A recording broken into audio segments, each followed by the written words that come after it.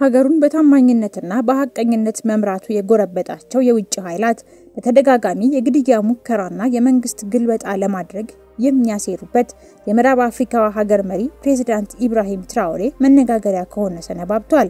በቅርቡም በአንድ ቀን ከሌሊቱ 6 ሰዓት ላይ የመፈንቅለ መንግስት መሪዎቹ በሚስጥር መሰብሰቢያ ቦታቸው ደርሰው በቤተ መንግስትና ሌሎች ቁልፍ ቦታ ላዘጋጇቸው ወታደሮች ትዕዛዝ ለመስጠት ሲዘጋጁ ወጥመድ ውስጥ የገቡበትን በልዩና አስደናቂ ስልት ከታማኝ ጦር መሪዎቹ ጋር ሆኖ የተገበረው መሪው ዳግም ከመፈንቅለ ስልጣን ተርፎ ሀገሩን እያገለገለ ይገኛል።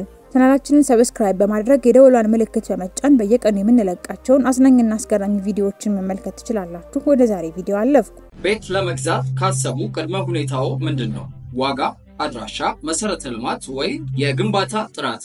ለጥያቄው መልስ እነሆ ከዲኤምሲ ሪል ስቴት።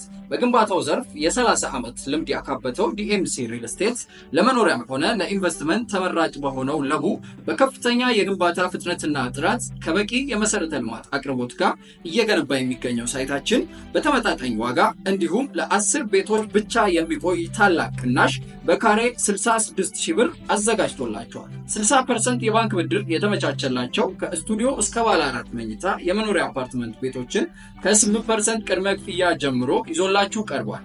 የእድሉ ተጠቃሚ ለመሆን ፈጥነው ይመዝገቡ። ዲኤምሲ ሪል ስቴት።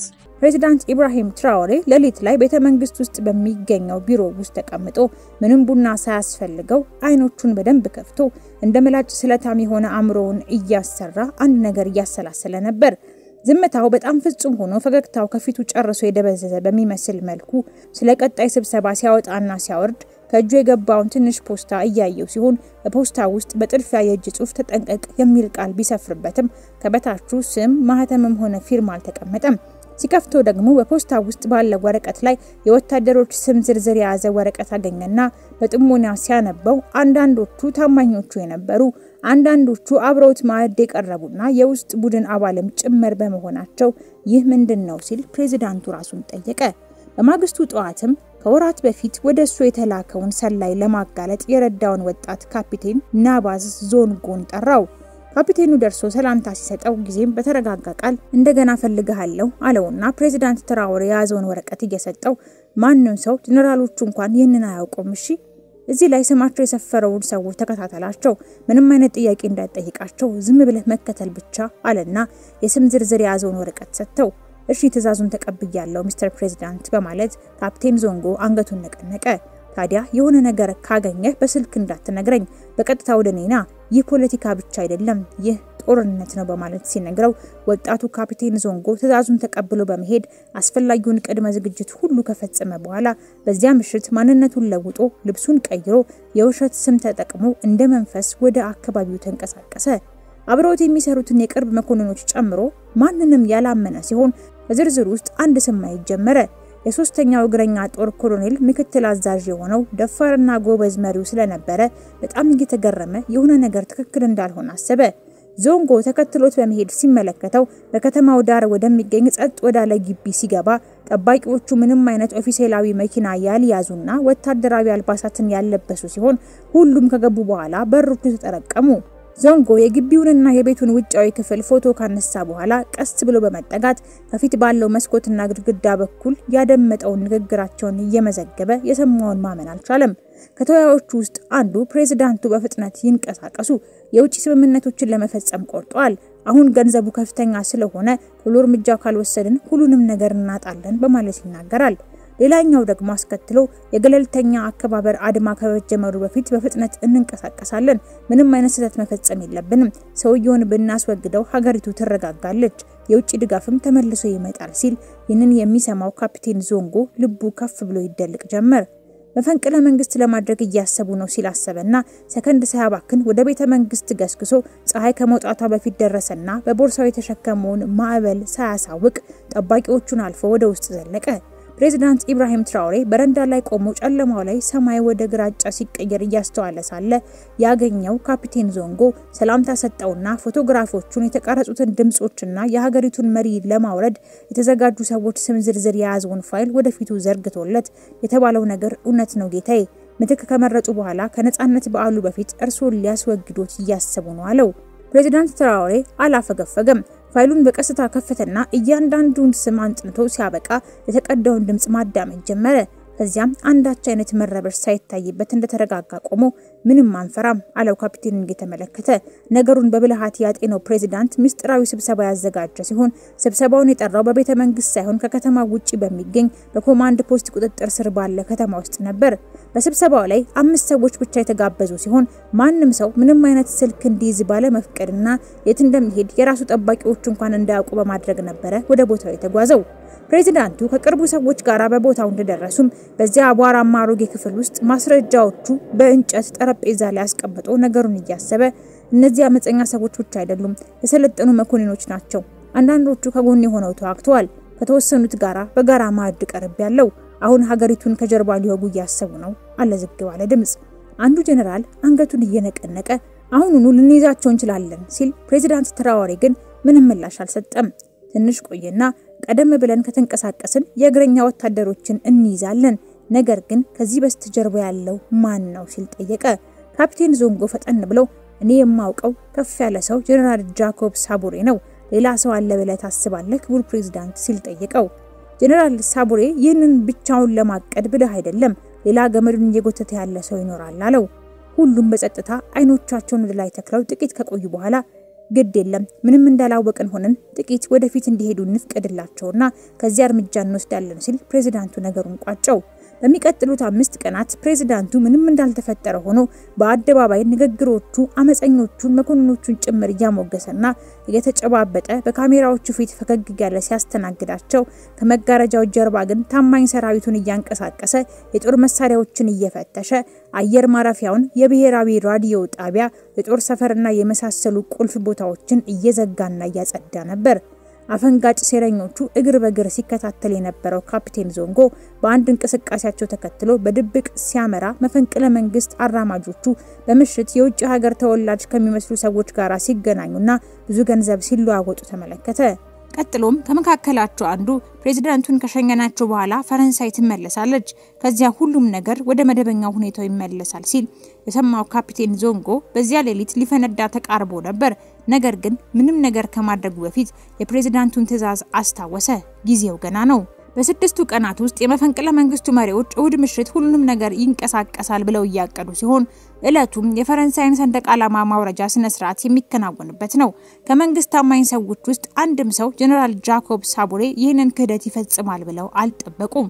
ምክንያቱም እሱ ከፕሬዝዳንቱ ቀጥሎ ለዚህ ለውጥ መምጣት የታገለና ስሙ በበጎ የሚነሳና በሀገር ውስጥም በጣም ከተከበሩ የመከላከያ ሰዎች አንዱ ስለነበረ ነው።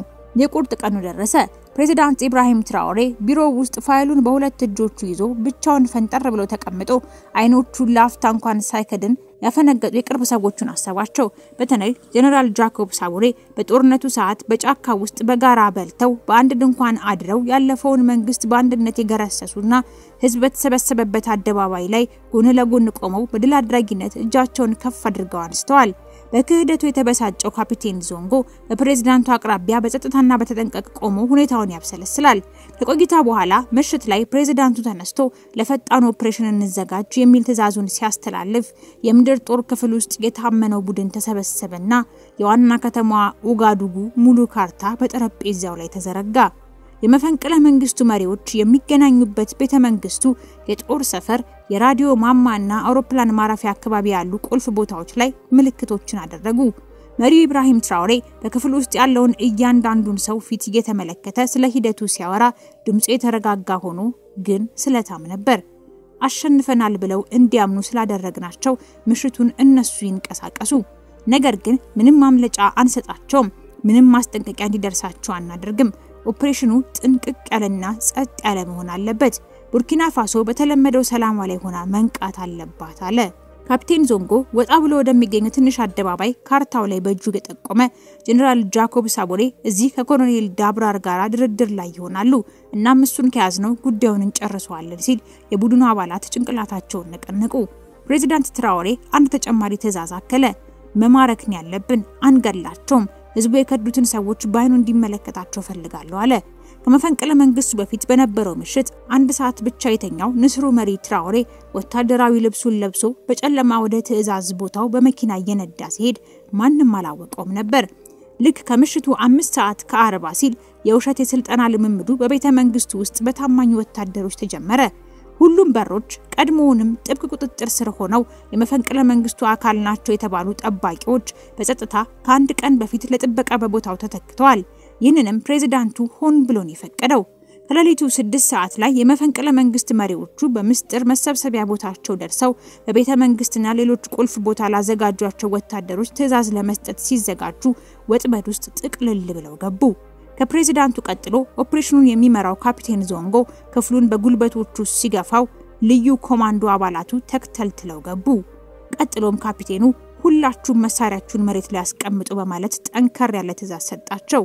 ሁሉም ሽግጣቸውን ይገጣሉ። በቀስታ ሲያስቀምጡ እጃቸውን ወደ ላይ እንዲዘረጉ ነገራቸውና ትዕዛዙን ሲፈጽሙ በድንጋጤ ክቡ ብለው ፊታቸው እየገረጣ ነበር። ካፒቴን ዞንጎ ወደ ጀነራሉ ያየ ጥላህን እንኳን ማወቅ አትችልም፣ እኔ መስታወት ነበርኩ፣ አንተ ግን ራስህን ይከዳኸው አለው። የግልበጣ ሴራው አንዲት የጥይት ድምጽ እንኳን ሳይሰማ እዚህ ላይ ተቋጨ። ጎህ ሲቀድና ፀሐይዋ ስትወጣ እንደ ሁሌውም ቀን የከተማዋ ዋጋዱጉ ጎዳናዎች ተረጋግተው በሚንቀሳቀሱ ሰዎች ተሞልተዋል። ሰራተኞች ስራ ገበታቸው ላይ ለመድረስ ይጣደፋሉ። ልጆች ወደ ትምህርት ቤት ያመራሉ። ራዲዮዎች ለስላሳ ሙዚቃ ያስደምጣሉ። ነገር ግን ከትዕይንቱ በስተጀርባ ሀገሪቱ ከትልቅ አደጋ አምልጣለች።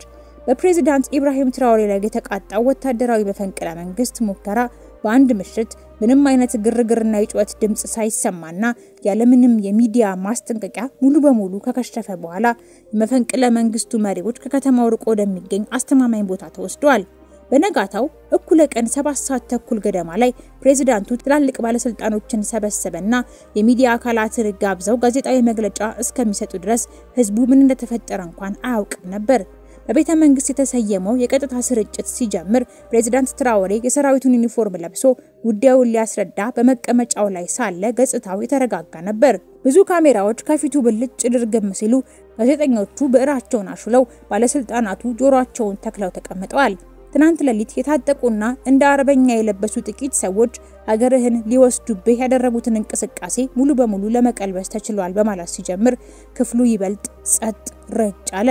ከውጪ የመጡም አይደሉም፣ ከውስጣችን የወጡ በቀን ከኛ ጋር የሚስቁና የሚጫወቱ በሌሊት ግን ስለ ውድቀታችን የሚያሴሩ ነበሩ ብለው ላፍታ ዝም ካለ በኋላ አንድ ነገር ረስተዋል። ቡርኪና ፋሶ በገንዘብ የሚደራደሩባትና ለሽያጭ የምትቀርብ ሀገር አይደለችም።